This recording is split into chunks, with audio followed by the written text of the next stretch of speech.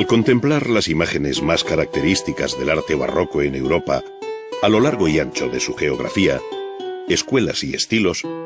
pocas veces se vinculan aquellas a una época de fuertes tensiones políticas, económicas y religiosas que dieron lugar a largas y encarnizadas guerras, luchas civiles y revoluciones, coincidiendo con una gran pobreza, temibles hambrunas y mortales epidemias. Es decir, una etapa de crisis generalizada que tuvo como contrapartida la gran revolución científica, el extraordinario momento de la literatura y el apasionante mundo del arte al compás de la música de Monteverdi, Händel o Scarlatti.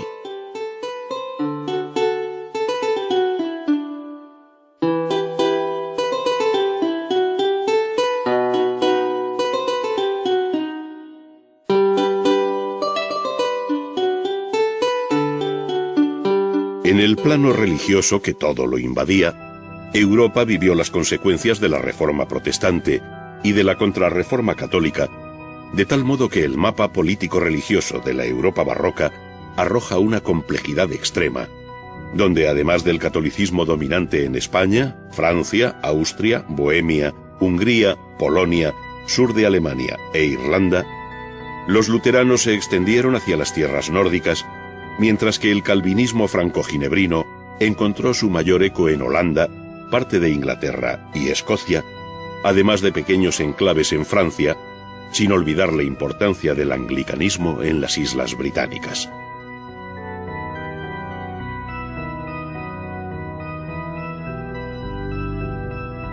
Europa fue entonces también testigo de una serie de cambios radicales en el panorama internacional y de unas guerras de alcance desconocido hasta entonces. Es el caso de la llamada de los 30 años, que afectó a un alto número de países, tantos que se habla de este conflicto bélico como de la Primera Guerra Mundial de la Edad Moderna. Ella supuso el final de la hegemonía de España en Europa y la desintegración del Imperio Romano Germánico en beneficio de Francia y Suecia. La paz de Westfalia vino a continuación a fijar un nuevo orden internacional, en el que desaparecieron las figuras del Papa y del Emperador como árbitros supranacionales, buscando en las relaciones internacionales un equilibrio de poder entre todos los estados, si bien Francia ejerció de hecho como primera potencia, dirigiendo la política del continente.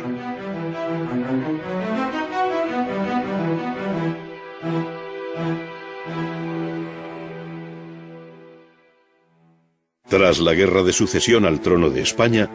la Paz de Utrecht, firmada en 1713 entre Francia, Inglaterra, Holanda, Saboya y Prusia, y la serie de tratados que siguieron a aquella, buscaron reforzar la idea de un equilibrio internacional, esta vez sin hegemonía alguna,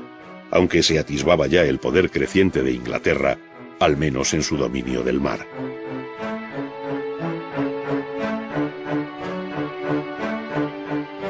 La Europa barroca fue también la Europa de las grandes capitales, que además de albergar la corte y acometer obras de porte monumental, contaron con un fuerte ejército y una compleja administración, esto es, los dos apoyos más firmes de las monarquías absolutas, entre las que destacó por encima de todas la de Francia con Luis XIV, quien paradójicamente abandonó París por Versalles, donde hizo del absolutismo una obra de arte.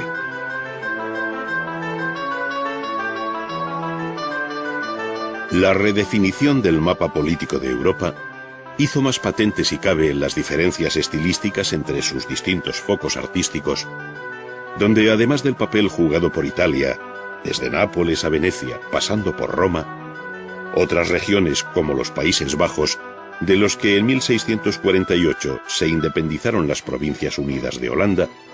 contó con importantes talleres artísticos en ciudades como Amberes, Haarlem, Delft o Ámsterdam.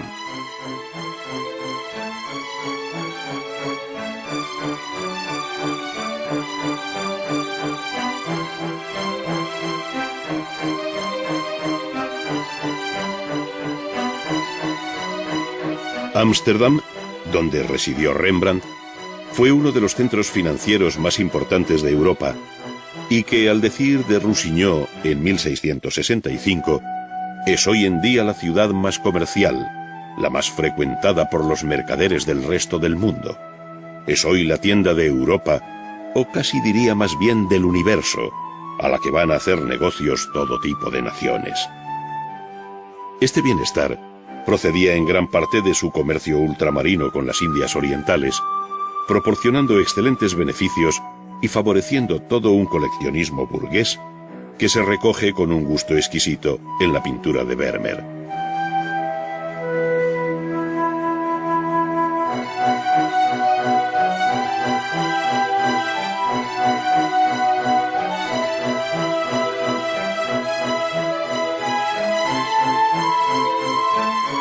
Muy distinto era el panorama español,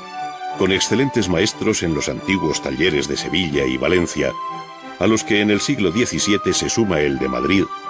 nutrido de maestros llegados de Sevilla como Velázquez, Zurbarán o Alonso Cano.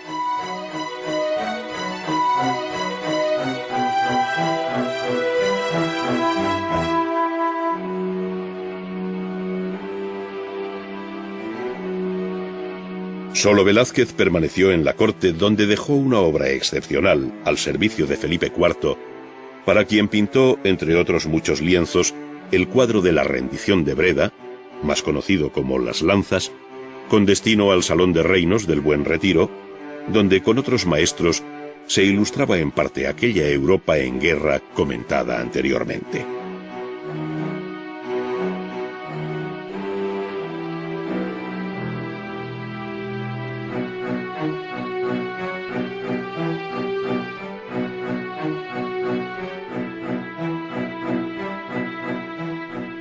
La obra artística y la vida de sus creadores suele verse como una historia con vida propia y alejada de cuanto sucede a su alrededor. Sin embargo, está profundamente encarnada en la sociedad en que vivió, resultando muy ilustrativo revisar de quiénes fueron contemporáneos algunos maestros del barroco. Así, Guido Reni lo fue de Kepler, Rubens de Tirso de Molina, Bernini de Velázquez, François Mansart y de la extraordinaria generación de la última década del siglo XVII. Todo en un interminable pero apasionante azar que hace de esta época un mundo fascinante.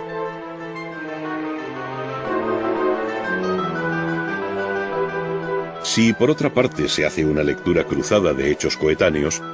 resulta por ejemplo que Pietro da Cortona, nacido el mismo año que Descartes, estaba pintando el techo del Palacio Barberini cuando se produjo en 1633 la condena de Galileo, quien a su vez era rigurosamente contemporáneo de Gentileschi, Lope de Vega y Monteverdi.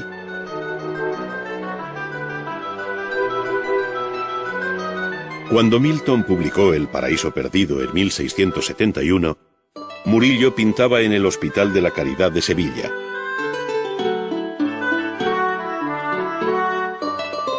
Y en el año de 1682, cuando Newton, miembro de la Royal Society, editó sus Principia Mathematica, el presidente de aquella institución científica de Londres no era otro que Christopher Wren, el autor de la Iglesia de San Pablo. Era el mismo año en que moría Claudio Lorena, cuyas luces crepusculares iluminan la fascinación del arte barroco.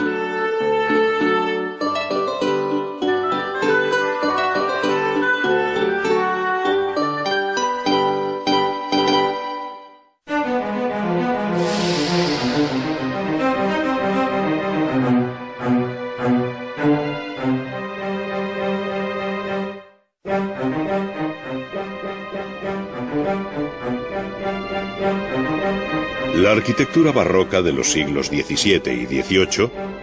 tuvo en Europa un desigual reparto e imagen, pues según sus vicisitudes históricas, tradiciones locales e influencias recibidas, cada país ofrece toda una serie de variantes sobre la base común de una riqueza formal creciente. La arquitectura barroca tendió a ser en sí misma espectacular, teatral en sus efectos, llamativa en sus formas y poderosa en su expresión. Las composiciones más atrevidas y libres del manierismo fueron su punto de partida, sí, pero sin desconocer que hubo también un barroco equilibrado de honda tradición renacentista. Así, frente a la exuberancia barroca, existió una templanza igualmente barroca, tanto que cabe hablar de barroco y clasicismo como las dos caras de una misma moneda.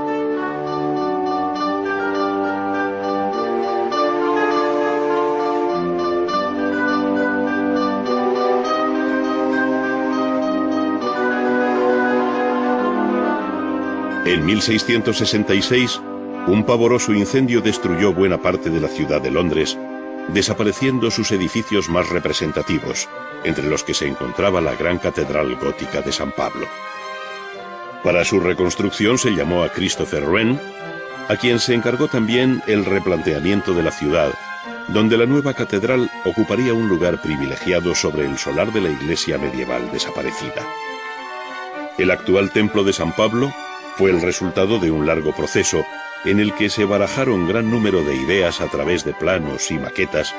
destacando la conocida como el Gran Modelo, que se custodia en la propia catedral y cuya ejecución se terminó en 1673.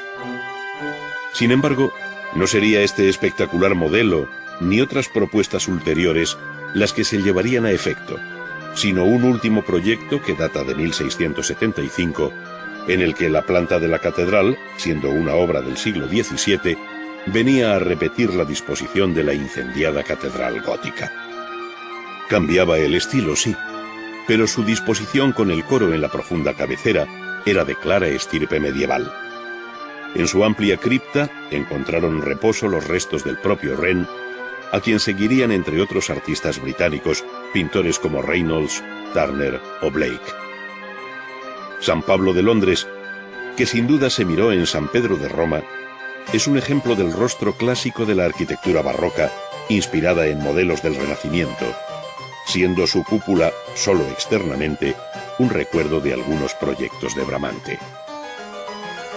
La catedral estaba prácticamente terminada en 1698,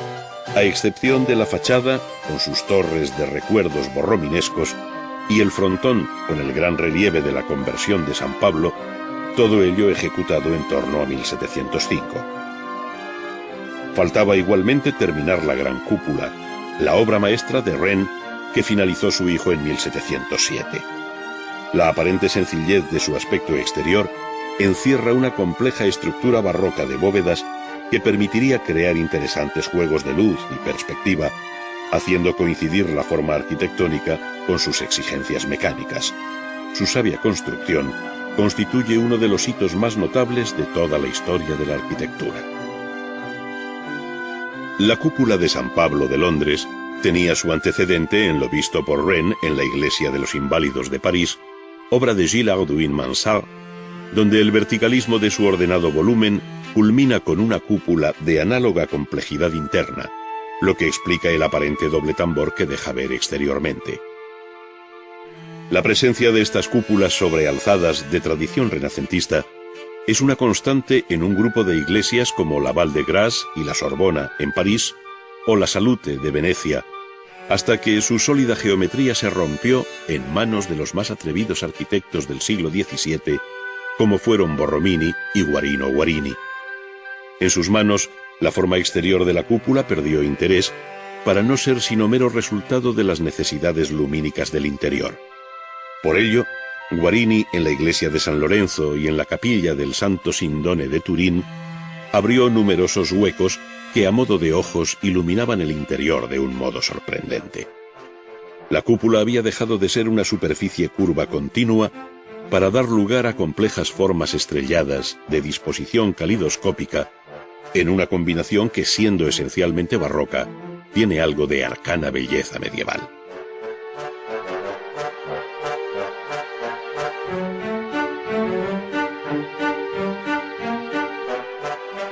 Siendo muy difícil traspasar aquellos límites formales y constructivos,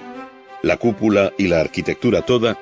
recuperaron el equilibrio de antaño a comienzos del siglo XVIII en obras como la iglesia de la Superga, también en Turín, proyectada por el abate Filippo Juvarra por encargo de Víctor Amadeo II de Saboya. Este reencuentro con el clasicismo que encabeza Juvarra y que sin dejar de pertenecer al mundo barroco resucita soluciones clásicas como los pórticos, columnas y frontones, se comprueba igualmente en la iglesia votiva de San Carlos Borromeo de Viena. Esta obra fue encargada al arquitecto Fischer von Erlach por el emperador Carlos VI en acción de gracias por haberse librado la ciudad de la peste de 1713. La cita erudita y clásica de las columnas, al modo de las de Trajano y Marco Aurelio en Roma, convive con una iglesia de planta oval, donde la contención decorativa incluye formas de clara tradición barroca, aunque muy lejos del recargado mundo formal de otras escuelas y maestros en estos epígonos del barroco en Europa.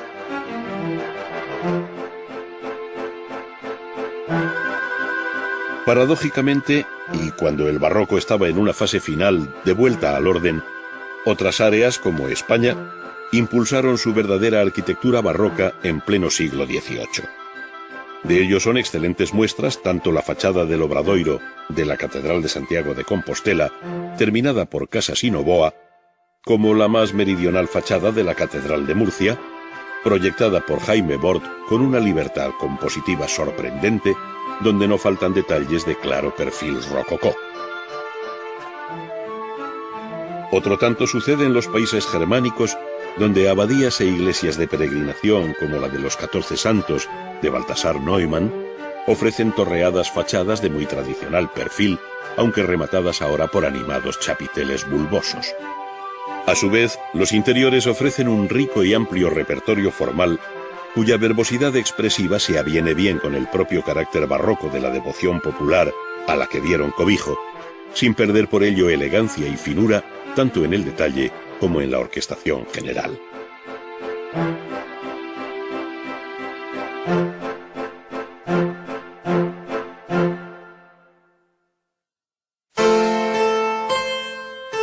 El espacio interior se ordena de modo original en favor del efecto general, donde se desdibujan los límites de las artes, invadiendo la pintura el campo de la arquitectura y aflorando entre ambas esculturas, púlpitos y elementos en relieve, en una suma bellamente integrada a la que se añaden la vistosidad de los materiales, el color y la luz, hasta alcanzar un clímax de delicada religiosidad único en la Europa católica. Muchas de estas iglesias se concibieron con efectistas transparentes a contraluz que tienen su origen en el que Bernini hizo en San Pedro de Roma, sobre la silla del apóstol, más allá del célebre baldaquino en bronce con columnas salomónicas. Este nuevo orden salomónico, de columnas torsas, que se decía inspirado en el del Templo de Salomón en Jerusalén, encontró su más amplio eco en los retablos españoles, como el de San Esteban de Salamanca, una de las obras más conocidas de José Benito de Churriguera de finales del siglo XVII. Estos retablos salomónicos se prestan a composiciones diversas, fingiendo en ocasiones inexistentes espacios, como el retablo baldaquino del Hospital de la Caridad de Sevilla, de Simón Pineda, para albergar la escena del entierro de Cristo de Pedro Roldán. Si bien los retablos se hicieron en madera dorada, también existen ejemplos de bella arquitectura marmórea, siendo magníficos los tabernáculos exentos, entre los que destaca el del Sagrario de la Cartuja de Granada, proyectado por Francisco Izquierdo e iniciado en 1704. Con frecuencia, retablos, tabernáculos y capillas establecieron un diálogo a través del espacio y de la luz, de tal forma que su belleza radica precisamente en su pura musicalidad.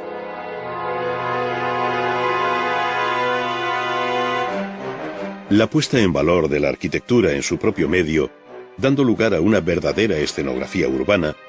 fue uno de los rasgos más sobresalientes del mundo barroco.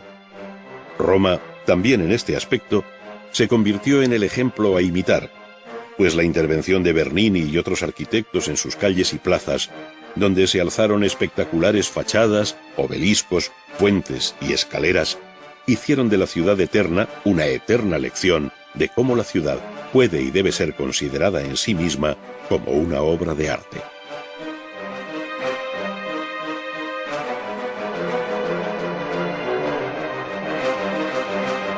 En la memoria de la historia quedarán para siempre obras como la gran escalinata que desciende desde la iglesia de la Trinità dei Monti hasta la Plaza de España. Su autor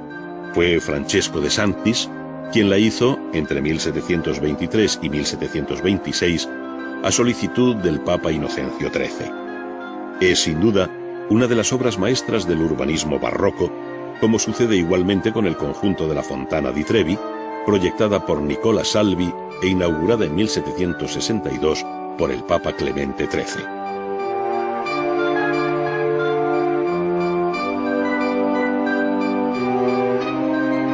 Entre los temas arquitectónicos que encontraron amplio desarrollo durante los siglos XVII y XVIII, no faltó el de la villa o palacio suburbano, que enlazando con la tradición renacentista siguió produciendo obras maestras. Los châteaux franceses forman un grupo de gran personalidad al rodearse de disciplinados jardines, puentes y estanques, como los de Maisons Laffitte y sobre todo Vaux-le-Vicomte, donde se hizo un ensayo general de lo que sería poco más tarde el conjunto de Versalles. Mayor importancia alcanzaron los grandes palacios reales, desde el Louvre de París con la columnata de Perrault,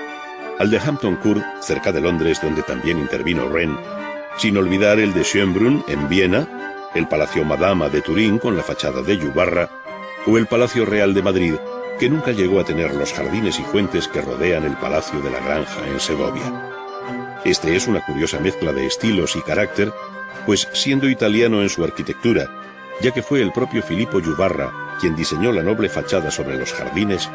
resulta francés por el gusto de estos, así como por las fuentes y juegos de agua, pues no en vano fueron encargados por Felipe V, el hijo del Delfín de Francia y nieto de Luis XIV. Pero ninguno de todos estos conjuntos de palacios, jardines y ciudades residenciales pudo competir con la obra más representativa de la Europa barroca, Versalles. Sin duda fue la empresa constructiva de mayor empeño de Luis XIV, el Rey Sol, el monarca absoluto por excelencia, aquel que dijo: «El Estado soy yo». Esta afirmación de su omnímodo poder tiene traducción tangible en los dilatados horizontes de la composición general de Versalles, donde la Cámara del Rey se convierte en centro y eje del planeamiento de la ciudad, palacio y jardines. Allí, y sobre el núcleo inicial que hizo levantar su padre Luis XIII en torno al actual patio de mármol, fue creciendo un palacio de largas salas, obra de Levaux y Gillardouin-Mansart, sin olvidar la responsabilidad del pintor Lebrun. Los espectaculares jardines y bosques se ordenaron geométricamente de mano de Lenotre con fórmulas estrelladas netamente barrocas, cuya irradiación se convertía en signos visibles de aquel Rey Sol,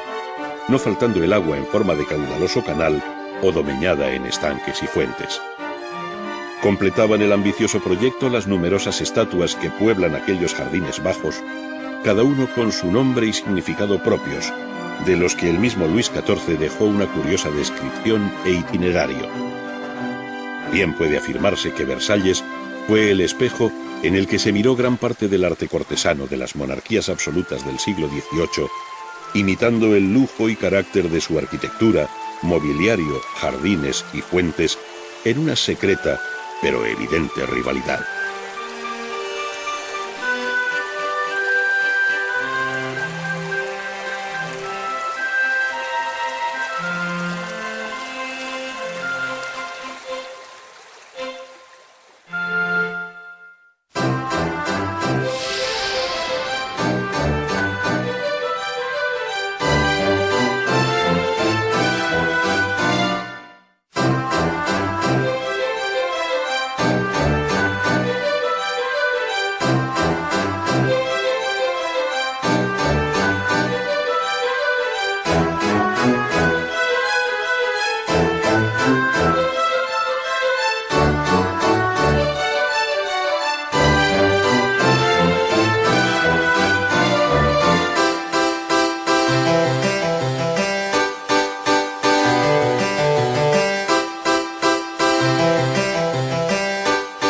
Cuando los seguidores de Miguel Ángel cerraron el siglo XVI con movidas fórmulas manieristas, abrieron a su vez la puerta a la escultura barroca, que tuvo en Bernini su eje vertebrador.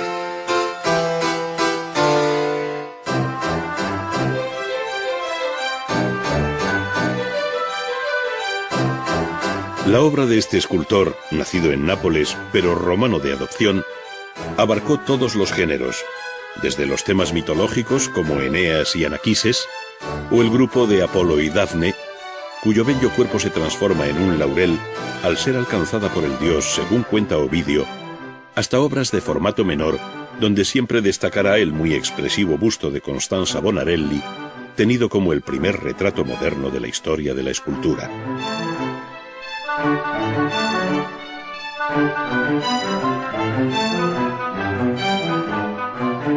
Sin embargo, la mayor parte de la escultura de Bernini tendrá un alcance religioso que en su concepción monumental y retórica se identificaba con el espíritu romano de la Contrarreforma.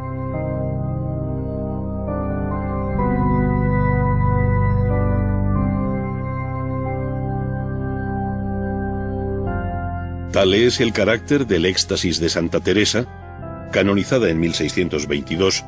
unos años antes de que Bernini iniciara el grupo para la Capilla Cornaro. Allí interpretó la visión y palabras de la reformadora carmelita cuando escribió que veía a un ángel llevando en la mano un dardo de oro largo y al fin del hierro me parecía tener un poco de fuego. Este me parecía meter por el corazón algunas veces y que me llegaba a las entrañas. Al sacarle, me parecía las llevara consigo y que me dejaba toda abrasada en amor grande de Dios.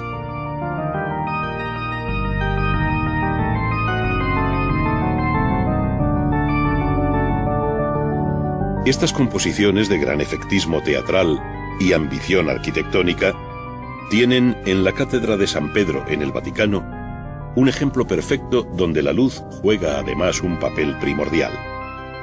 Sus esculturas se ejecutaron esta vez en bronce, si bien es cierto que fue el mármol el material preferido por Bernini. Así lo atestigua la formidable figura de Longinos en uno de los machones bajo la cúpula de San Pedro, obra capital de la escultura barroca por su composición abierta, gesto actuante de la figura y magistral tratamiento de los paños.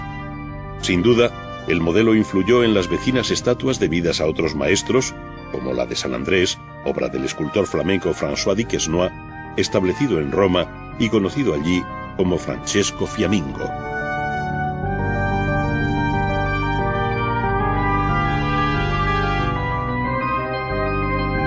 La protección papal de Bernini tuvo su confirmación final en los sepulcros que le encargaron Urbano VIII y Alejandro VII para la iglesia de San Pedro, ambos ocupando una exedra marmórea donde el pontífice culmina una composición piramidal.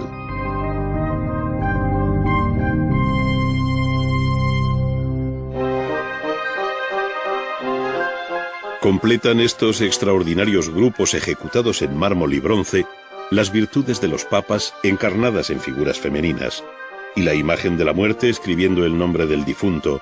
o mostrando el implacable reloj de arena con el tiempo ya agotado de la existencia humana.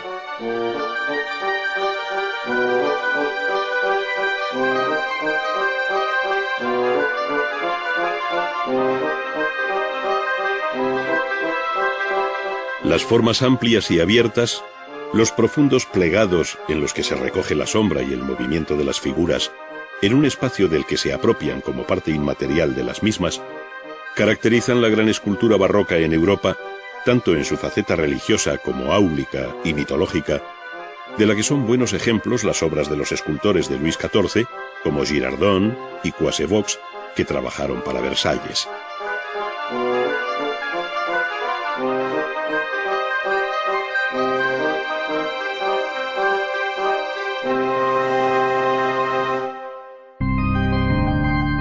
En este sentido, resulta muy distinta la escultura española de los siglos XVII y XVIII, prácticamente ceñida a bellas imágenes de devoción, talladas en madera y luego policromadas con un refinamiento exquisito. A su vez, lejos del movimiento que agita el arte barroco europeo, estas esculturas muestran, en manos de Montañés o Alonso Cano, un equilibrado recogimiento de gran sobriedad y sencillez, como concebidas para una religiosidad más íntima y cercana.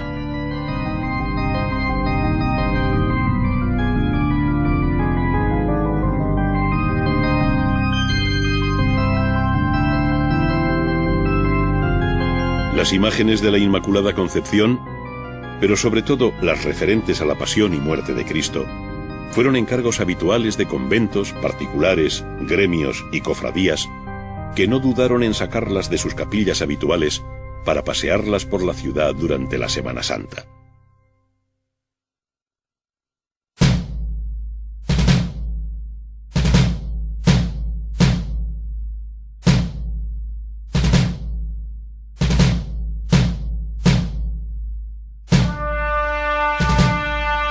Valladolid y Sevilla, ciudades que contaron con excelentes talleres de escultores, entre los que siempre se recuerdan los de Gregorio Fernández y Martínez Montañés, dieron un salto cualitativo al hacer partícipe a la escultura de la devoción popular manifestada en la calle.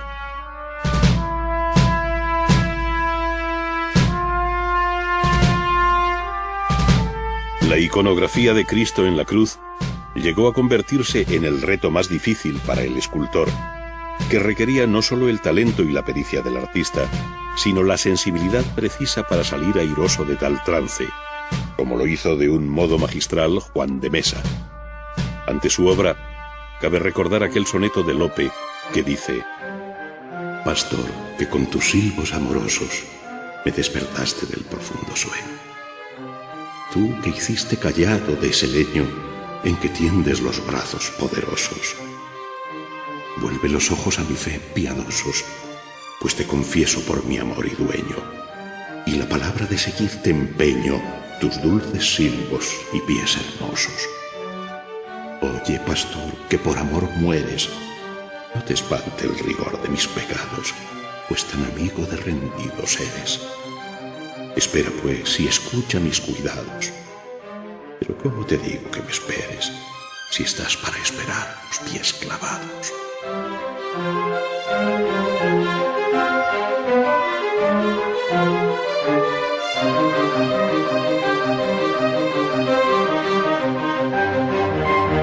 Escultores como Pereira, Mena o Mora ampliaron la rica iconografía del barroco español a un mundo de monjes ascetas, místicos y santos, en una línea contenida, sí, pero cuyo realismo expresivo llegó a ser sobrecogedor bajo las gubias de Villabrille o de Nicolás de Vichy,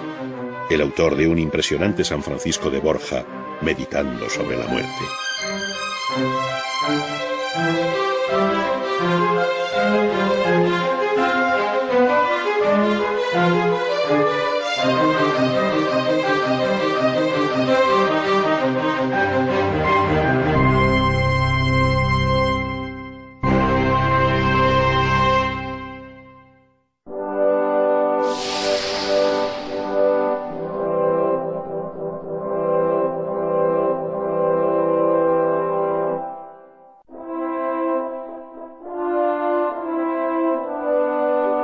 Los siglos XVII y XVIII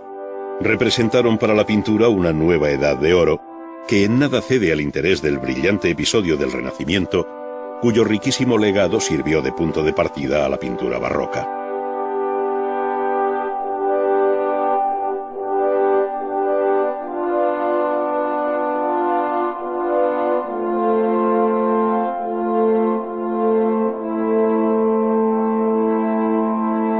Una formidable generación de pintores, entre los que se contarían maestros como Rubens, Van Dyck, Poussin, Rembrandt, Velázquez, Murillo o Rivera, dilató los horizontes de la pintura barroca con una nueva concepción de la luz, del color y de la composición, que en cada escuela tuvo su propia personalidad.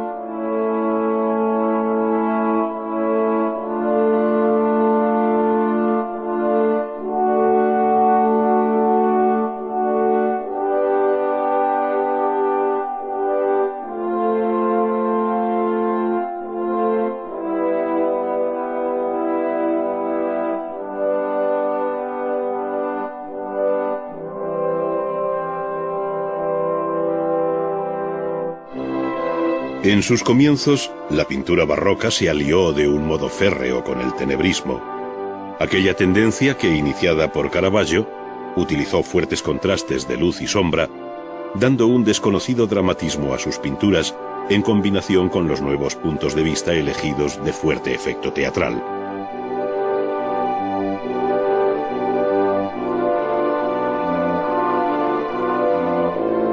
su célebre Vocación de San Mateo, es un claro ejercicio de esta manipulación de la luz que viene dirigida desde fuera del lienzo para destacar el grupo que le interesa al pintor.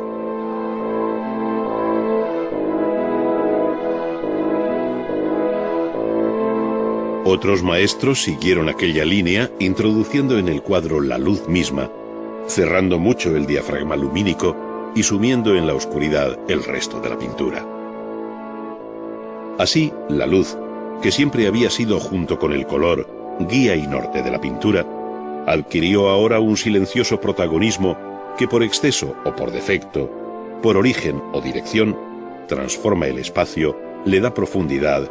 y refuerza o disuelve la materia, actuando como un decisivo mecanismo envolvente.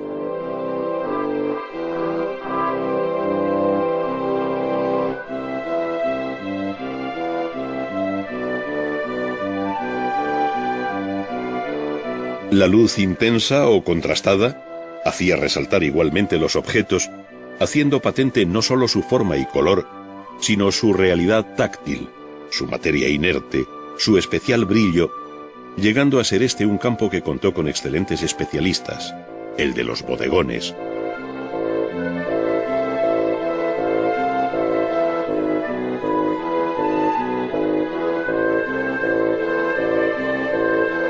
La creciente complejidad de estas naturalezas muertas fue incorporando un número mayor de elementos y figuras de medio cuerpo, cuyo voluptuoso desorden en la pintura flamenca contrasta con la sobriedad formal y compositiva de los bodegones con figuras de la escuela española.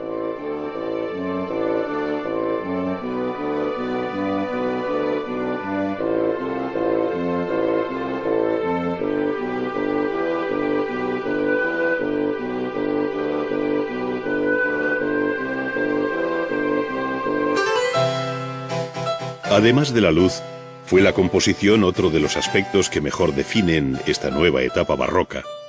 pues según escuelas como la italiana y la flamenca, se buscó por encima de todo el movimiento, las líneas cruzadas y oblicuas, el movimiento inestable y una cierta tensión centrífuga que en el caso de Rubens adquiere una fuerza especial por el sabio dominio de las masas aprendido en Miguel Ángel. Sin embargo, no toda la pintura de este momento se rigió por los mismos parámetros, y así, las escuelas española y francesa, la pintura de Velázquez y Poussin, por ejemplo, tendió a composiciones ordenadas, disponiendo las figuras en actitudes estáticas que tienen mucho que ver con la estatuaria clásica.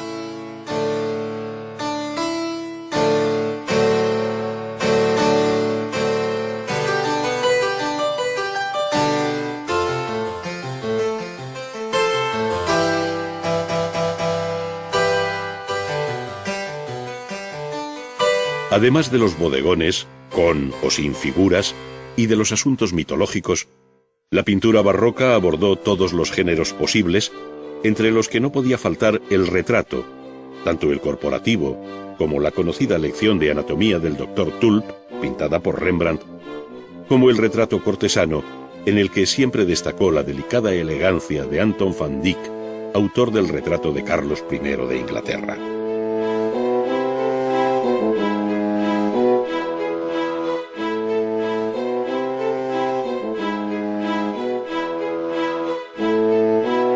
Una época como la barroca, que vivió la ofensiva de la Contrarreforma y la apología de la religión católica,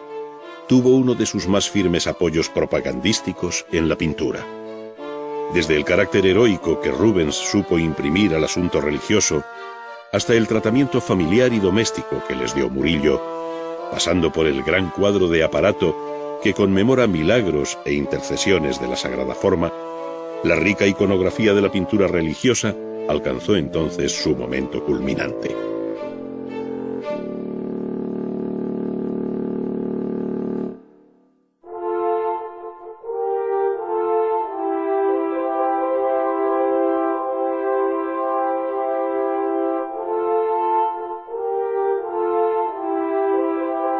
Mitología y religión fueron también los dos grandes temas que desarrolló la gran pintura mural, especialmente en Italia, donde nunca se perdió la tradición de la técnica al buon fresco. La obra que inicia la serie barroca es el temprano triunfo de Baco y Ariadna, de Aníbal Carracci, en el Palacio Farnesio de Roma, donde se aprecia aún su carácter manierista. Este desaparece en la visión inequívocamente barroca en el techo del Palacio Barberini, de Pietro da Cortona, o en la espectacular bóveda de la iglesia de San Ignacio, también en Roma, de Andrea Pozzo, uno de los perspectivistas más importantes que ha dado la historia de la pintura.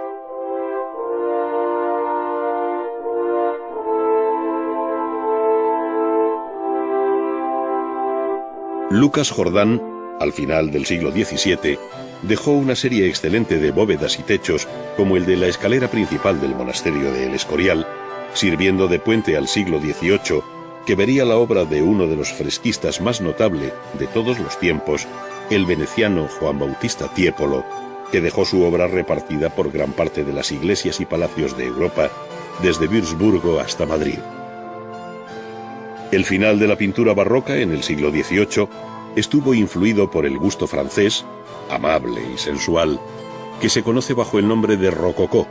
coincidiendo en gran parte con el reinado de Luis XV. Las telas de Watteau, pero sobre todo las de Boucher, con los conocidos retratos de Madame Pompadour, las diosas anacaradas y los desnudos nada ingenuos, dan buena medida de aquel carácter voluptuoso en que se sumió la pintura francesa.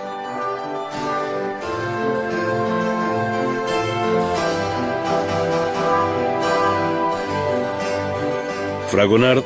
uno de los últimos y mejores intérpretes de aquella pintura galante,